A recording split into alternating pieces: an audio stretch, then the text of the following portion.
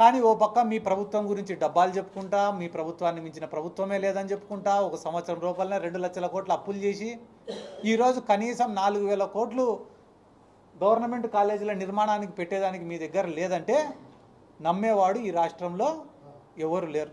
సంపద సృష్టిస్తా, సంక్షేమాన్ని అందిస్తాను, ఈ రాష్ట్రాన్ని అభివృద్ధిని నడిపిస్తాను.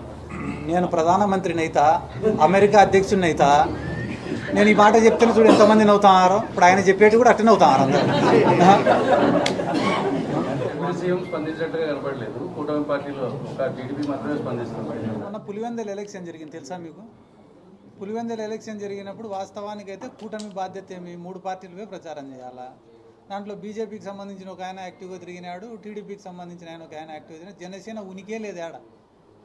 ఎందుకు లేదు? ఈ రాష్ట్రంలో కొన్ని చోట్ల మేము చెప్పిన చోట్ల మాత్రమే మీరు తిరగాలి తప్ప ఎక్కువ చోట్ల మీరు తిరగకూడదు. అటనే మేము చెప్పినప్పుడు మీరు మాట్లాడాలి తక్కువ ఎక్కువ తక్కువ అరసకూడదని చెప్పినారు. మాకు fight is between YSR Congress party and కూటమి. ఆ కూటమిలో పవన్ కళ్యాణ్ ఉన్నా, బీజేపీ ఉన్నా, చంద్రబాబు నాయుడు ఉన్నా, లేకుంటే ఇండైరెక్ట్గా వచ్చే కాంగ్రెస్ పార్టీ అధ్యక్షురాలైనా ఎవరైనా కావచ్చు.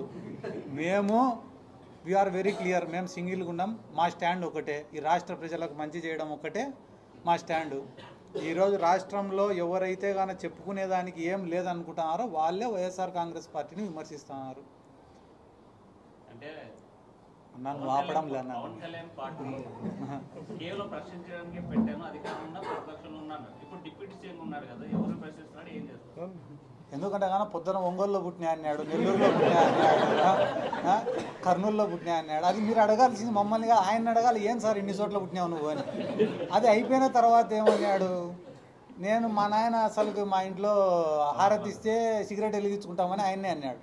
పొద్దున్న లేస్తే మా ఇల్లంతా రామనామమే ఉంటుంది అన్నాడు. ఇప్పుడు అంత ఘోరంగా అబద్ధాలు చెప్తాంటే ఇప్పుడు నువ్వు ఇందాక నీ కింద మళ్ళీ చెప్పినా, మళ్ళీ నాతో చెప్పిస్తాను. నువ్వు నీ కోరిక అంతే ఏంది, నేనేమన్నా మాట్లాడితే పవన్ కళ్యాణ్ వాళ్ళతో నన్ను తిట్టియాలని, అదే కదా. నువ్వు నా మీద పగబట్టినావు, ఆయన పైన పగబట్టినావు, అర్థమైంది. మీడియా వాళ్ళగా మీరు కూడా ఈ ప్రైవేటైజేషన్ అనేది న్యాయమా అన్యాయమా అని చెప్పి మీరు కూడా ఆర్టికల్స్ రాయాల్సిన బాధ్యత మీ పైన కూడా అంతనే ఉంటుంది. న్యాయం ఉంటేనే మాట్లాడమంటున్నాం, అన్యాయం ఉంటే మాకు మద్దతు కూడా పలకద్దనే చెప్తున్నాం కదా. ఎందుకంటే ప్రభుత్వ ఆస్తిని అమ్మేయడం అనేది ఎంతవరకు న్యాయం అనేది మేము కానీ ఇప్పుడు